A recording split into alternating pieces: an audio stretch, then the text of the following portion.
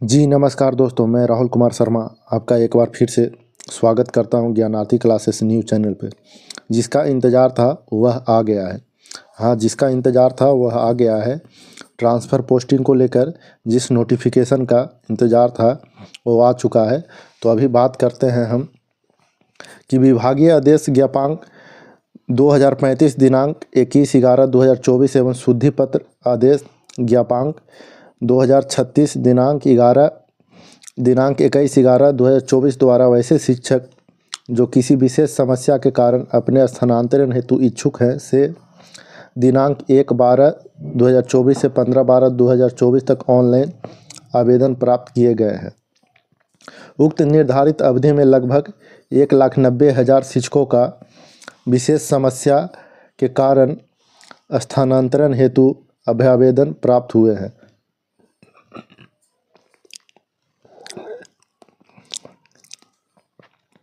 समीक्षा उपरांत यह निर्णय लिया गया कि मार्गदर्शिका के कंडिका 5 में वर्णित श्रेणियों के अनुसार प्राप्त अभ्यावेदनों का निष्पादन चरणबद्ध तरीके से नियमित किया जाएगा।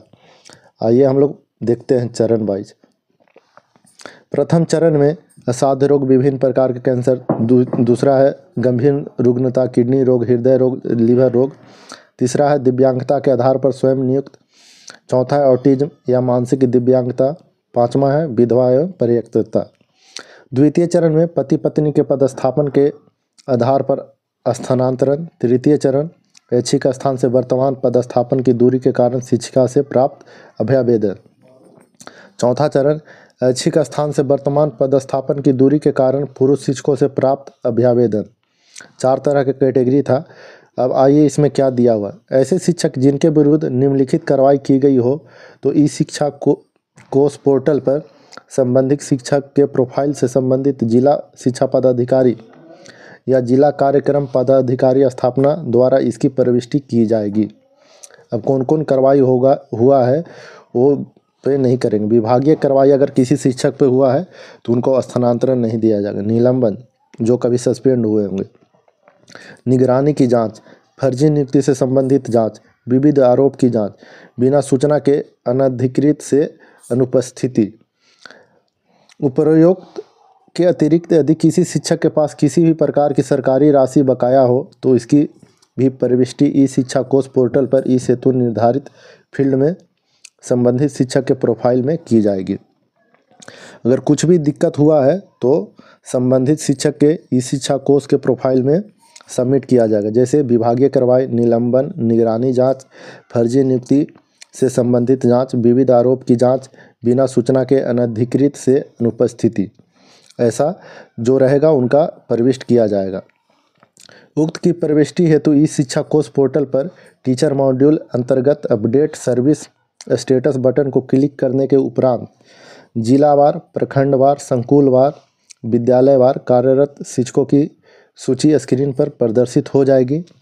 तत्पश्चात जिला शिक्षा पदाधिकारी या जिला कार्यक्रम पदाधिकारी स्थापना द्वारा संबंधित शिक्षक के नाम के समक्ष अंकित डिपार्टमेंटल एक्शन बटन को क्लिक करने के उपरांत उपरोक्त 6 विवरण को चेक बॉक्स प्रदर्शित होगा। तत्पश्चात संबंधित शिक्षकों के लिए लागू वास्तविक विकल्प के अनुसार चेक बॉक्स का चयन कर कार्रवाई से संबंधित पत्रांक दिनांक को यथा स्थान प्रविष्ट किया जाएगा, जिसके उपरांत अपलोड डॉक्यूमेंट को क्लिक कर संबंधित शिक्षकों के विरुद्ध कृत कार्रवाई से संबंधित आदेश पत्र को यथास्थान अपलोड कर अपडेट बटन को क्लिक करेंगे। इसके उपरांत संबंधित शिक्षक के प्रोफाइल में युक्त प्रविष्टि अंकित हो जाएगी। यदि शिक्षक के विरुद्ध एक से अधिक कार्रवाई की गई या लंबित हो तो वैसे सभी कार्रवाई की प्रविष्टि की जाएगी। अगर किसी शिक्षक के ऊपर या विरुद्ध में एक से अधिक कार्रवाई हो रही है तो वो भी लिखा जाएगा। ऐसे शिक्षक जो निलंबित हों अथवा जिनके विरुद्ध विभागीय कार्रवाई या निगरानी जांच, विविध आरोप की जांच, फर्जी नियुक्ति से संबंधित जांच लंबित है का स्थानांतरण पदस्थापन नहीं किया जाएगा। देखिए यहाँ पर जो भी ऊपर दिए गए 6 कैटेगरी है उनमें से अगर किसी में अगर एक शिक्षक अगर दोषी पाए जाते हैं, मतलब कार्रवाई हुआ होगा, तो उनका पदस्थापन या स्थानांतरण नहीं किया जाएगा। ऐसे शिक्षक जिनके विरुद्ध सरकारी राशि बकाया हो उनका स्थानांतरण या पदस्थापन किया जा सकेगा, परंतु संबंधित जिला शिक्षा पदाधिकारी जहां वे पूर्व से पदस्थापित हैं के द्वारा विवरण से पूर्व राशि वसूली कर ली जाएगी अथवा उनके अंतिम वेतन प्रमाण पत्र पर प्रविष्ट कर दी जाएगी। आगे तीसरा पॉइंट में क्या है, विशेष समस्या के कारण स्थानांतरण हेतु सभी प्राप्त अभ्यावेदन को चरणवार एवं श्रेणीवार बारी बारी से स्क्रूटनी हेतु निम्नलिखित 16 पदाधिकारियों को प्रतिनियुक्त किया जाता है। 16 अधिकारी हैं, आप पदाधिकारी का नाम देख सकते हैं, इसको पढ़ना कोई ज़रूरी नहीं है। आगे देखते हैं, इन सभी प्रतिनियुक्त पदाधिकारियों के लिए ई शिक्षा कोष पोर्टल पर अलग अलग लॉगिन आईडी जनरेट किया जाएगा। तत्पश्चात चरणवार तथा श्रेणीवार अभ्यावेदनों की रैंडम सूची स्क्रूटनी के लिए इन पदाधिकारियों के लॉगिन आईडी में सॉफ्टवेयर के माध्यम से ही भेजी जाएगी। प्रतिनियुक्ति पदाधिकारी प्रत्येक अभ्यावेदन एवं इसके साथ संलग्न अन्य दस्तावेजों की ऑनलाइन स्वयं स्क्रूटनी करेंगे एवं स्क्रीन पर दिए गए 3 विकल्प तथा ओके, फेवरेबल, कंसीडरेशन एवं तीसरा है नोट ओके में से किसी एक विकल्प का चयन करते हुए सेव बटन को क्लिक कर प्रविष्टि को सुरक्षित कर लेंगे। तदुपरांत सभी अभ्यावेदनों के समक्ष स्क्रीन पर प्रदर्शित चेकबॉक्स को एक साथ चयन कर बल्क सबमिट कर सकते हैं अथवा बारी बारी से एक एक अभ्यावेदन के समक्ष स्क्रीन पर प्रदर्शित चेकबॉक्स का चयन कर सबमिट बटन को क्लिक कर सकते हैं। चौथा पॉइंट में क्या है, ऐसे सभी अभ्यावेदन जिनके समक्ष प्रतिनियुक्त पदाधिकारी द्वारा स्क्रूटनी के उपरांत ओके एवं फेवरेबल कंसीडरेशन अंकित किया गया है, संबंधित जिला शिक्षा पदाधिकारी के ई शिक्षा कोष पोर्टल के लॉगिन आईडी में चरणवार एवं श्रेणीवार विद्यालय आवंटन हेतु प्रदर्शित हो जाएगा। तत्पश्चात स्थानांतरण पदस्थापन हेतु प्रत्येक अभ्यावेदन के समक्ष प्रोसीड बटन को क्लिक करने के उपरांत अभ्यावेदन में स्थानांतरण हेतु दिए गए सभी पंचायत नगर इकाई के विकल्प एवं उक्त इकाई में रिक्ति की स्थिति स्क्रीन पर प्रदर्शित हो जाएगी। उल्लेखनीय है कि जिलों द्वारा विद्यालयवार शिक्षकों की आवश्यकता से संबंधित सूचनाएं इस शिक्षा कोष पोर्टल पर प्रविष्ट की जा रही है, जो विद्यालयवार रिक्ति की गणना का आधार होगा। साथ ही इस प्रक्रिया के तहत स्थानांतरण पदस्थापन के उपरांत होने वाली रिक्ति भी इसमें समाहित रहेगी। तत्पश्चात जिला शिक्षा पदाधिकारी द्वारा जिस पंचायत नगर इकाई में रिक्ति उपलब्ध है के समक्ष अंकित चेक बॉक्स को क्लिक करने के उपरांत उक्त पंचायत नगर इकाई में शिक्षक के प्रकार के अनुसार विद्यालयवार रिक्ति स्क्रीन पर प्रदर्शित हो जाएगी।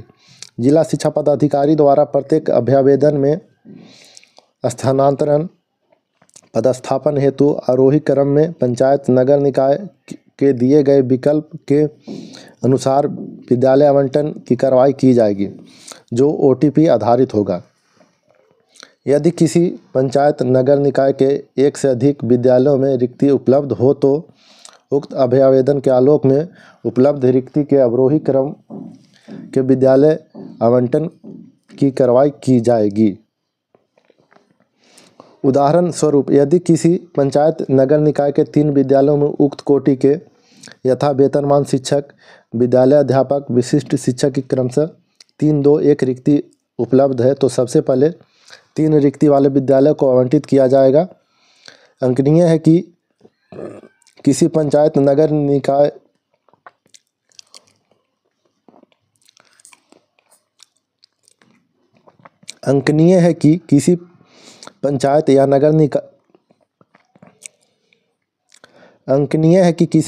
या नगर इकाई में रिक्ति उपलब्ध नहीं रहने की स्थिति में उक्त पंचायत या नगर इकाई के समक्ष नो वैकेंसी प्रदर्शित होगा, जहां स्थानांतरण पदस्थापन नहीं किया जा सकेगा। जिला शिक्षा पदाधिकारी द्वारा अपने लॉगिन में प्रदर्शित सभी अभ्यावेदनों पर एक निर्धारित समय अवधि पर कार्रवाई करना अनिवार्य होगा। 5वां पॉइंट में है, आगे पढ़ते हैं। यदि किसी शिक्षक द्वारा स्थानांतरण पदस्थापन हेतु एक से अधिक जिलों के लिए विकल्प दिया गया हो तो ऐसी स्थिति में संबंधित जिला के शिक्षा पदाधिकारी के लॉगिन में उक्त अभ्यर्थी का सभी विकल्प प्रदर्शित होगा। सर्वप्रथम आरोही क्रम में दिए गए विकल्प के आधार पर संबंधित जिला शिक्षा पदाधिकारी द्वारा कंडिका फॉर्म में अंकित प्रक्रिया के तहत रिक्ति की उपलब्धता के आधार पर विद्यालय आवंटन की कार्रवाई की जाएगी। संबंधित जिला के लिए आरोही क्रम में दिए गए सभी विकल्पों में रिक्ति की उपलब्धता नहीं रहने की स्थिति में संबंधित जिला शिक्षा पदाधिकारी द्वारा transfer application change district button को क्लिक करेंगे। तत्पश्चात उक्त अभ्यावेदन आरोही क्रम में दिए गए दूसरे जिला के लिए अग्रसारित हो जाएगा, जिस पर द्वितीय जिला के जिला शिक्षा पदाधिकारी विद्यालय आवंटन हेतु अग्रेतर कार्रवाई करेंगे। यह प्रक्रिया तब तक अपनाई जाएगी जब तक कि उक्त अभ्यावेदन में दिए गए सभी विकल्पों को एक्सप्लोर नहीं कर लिया जाता है। संबंधित शिक्षक द्वारा दिए गए सभी विकल्पों में रिक्ति उपलब्ध नहीं रहने की स्थिति में स्थानांतरण पदस्थापन नहीं किया जा सकेगा। आगे 6 पॉइंट में पढ़ते हैं। सभी जिलों के जिला शिक्षा पदाधिकारी द्वारा ओके एवं फेवरेबल कंसीडरेशन श्रेणी के अभ्यावेदनों के संबंध में की गई कार्रवाई के उपरांत सभी अभ्यावेदन निदेशक प्राथमिक शिक्षा के लॉगिन आईडी में प्रदर्शित हो जाएगा।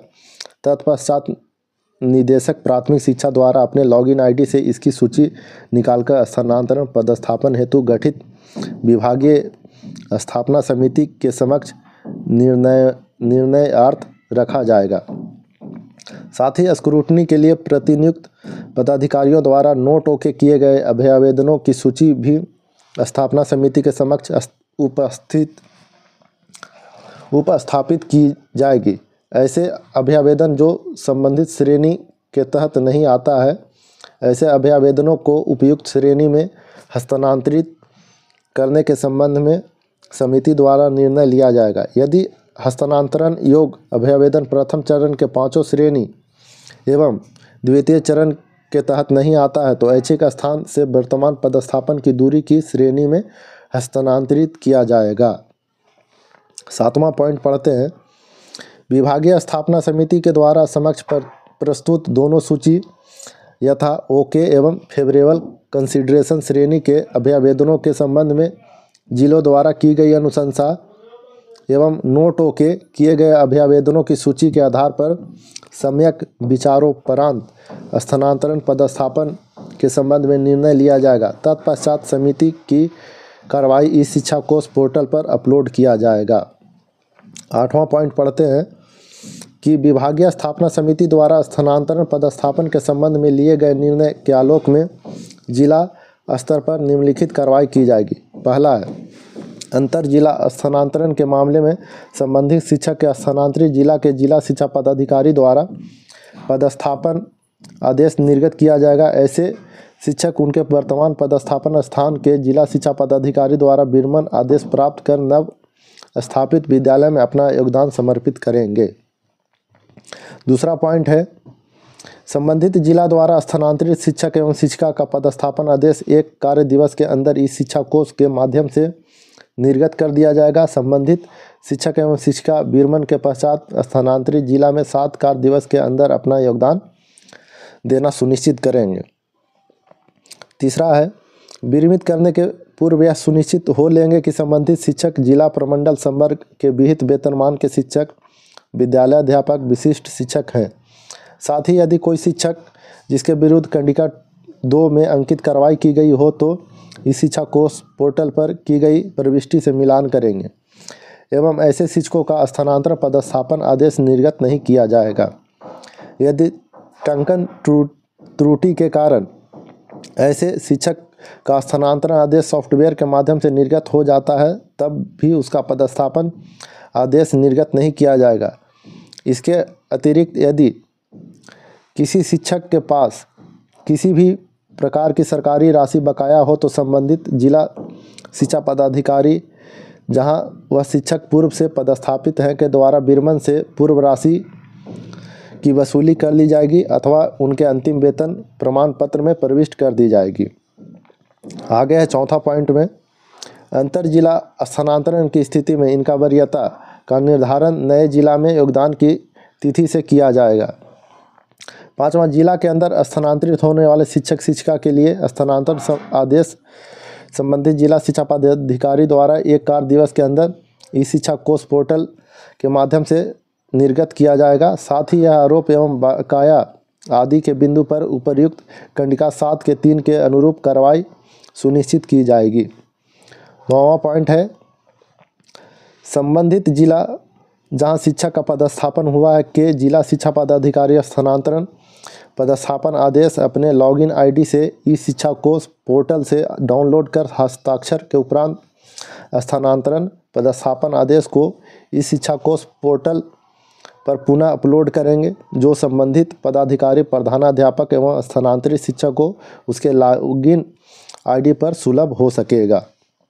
10वां पॉइंट है, स्थानांतरण पदस्थापन के फलस्वरूप शिक्षक शिक्षिका के नए पदस्थापित विद्यालय में योगदान के उपरांत संबंधित विद्यालय के प्रधानाध्यापक प्रभारी प्रधानाध्यापक द्वारा विद्यालय के लॉगिन आईडी से ई शिक्षा कोष पोर्टल पर योगदान की तिथि एवं समय पूर्वाह्न अपराह्न की प्रविष्टि की जाएगी। साथ ही प्रधानाध्यापक संबंधित शिक्षक के योगदान प्रपत्र पर हस्ताक्षर अंकित करते हुए इसे स्कैन कर यथास्थान अपलोड करेंगे। चूँकि यह स्थानांतरण शिक्षकों शिक्षिकाओं के अनुरोध पर किया जा रहा है, इसलिए उन्हें कोई यात्रा भत्ता दे नहीं होगा। कुल मिलाकर यह कहा जा रहा है कि यात्रा भत्ता नहीं दिया जाएगा और डीओ इसका ओके करेंगे और 16 जो अधिकारी हैं वो इसका स्क्रूटनी करेंगे और जिनमें कार्रवाई हो चुका है किसी भी प्रकार का उनका स्थानांतरण नहीं होगा। तो यह वीडियो आपको कैसा लगा कमेंट करके ज़रूर बताइए और अच्छा लगे तो चैनल को लाइक शेयर सब्सक्राइब ज़रूर करें।